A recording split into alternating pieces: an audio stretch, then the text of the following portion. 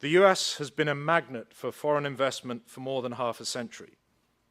This has long been the wealthiest, most stable, transparent, and open market in the world.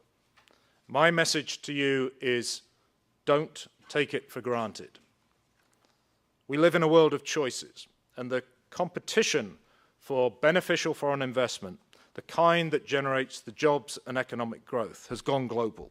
Perhaps my personal work history illustrates that point. As Martin pointed out, and I'm sure you've spotted, I'm British. I've worked for American companies in England, Turkey, and Switzerland. I've also worked in Germany.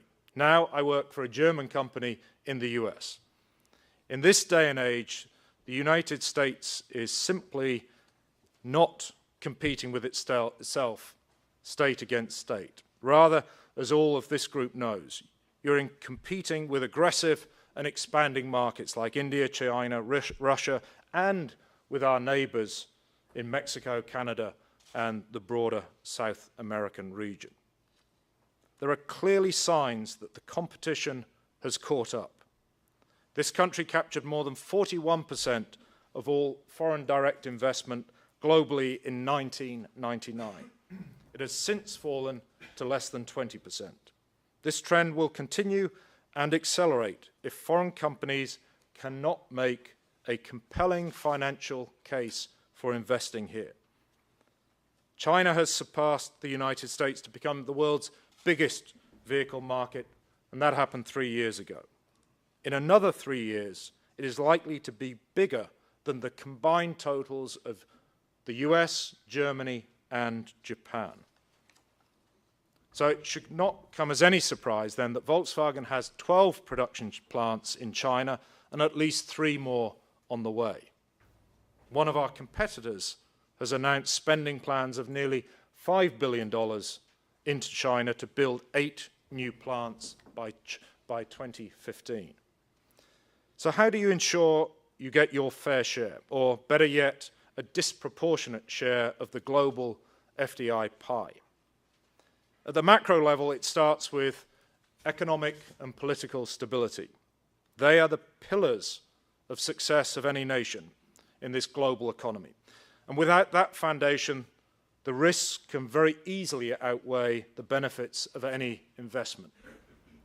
And as I'm sure you know, there are growing concerns around the world about the seeming inability of US political leaders to deal with this country's fiscal challenges. And I say this as a great admirer of the US, and with full recognition that Europe is struggling with its own very significant problems. But I have to be frank. This country needs to get its house in order. It needs to restore global confidence in the workings of its political system. It needs to once again show it puts the greater good as its priority, moving beyond the partisanship and the ideology that is causing gridlock today.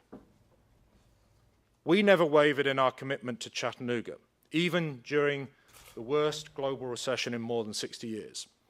But huge investments have to look into the future, and the future of this market is dependent on the strength of its economy, and ultimately on the strength of its consumers. This country faces some big challenges: a sputtering economy, a mammoth federal deficit, state and local governments struggling to provide services, a looming fiscal crisis, and a polarized electorate. Standard & Poor's downgraded the US credit rating for the first time ever, and now Moody's says it's also considering a downgrade.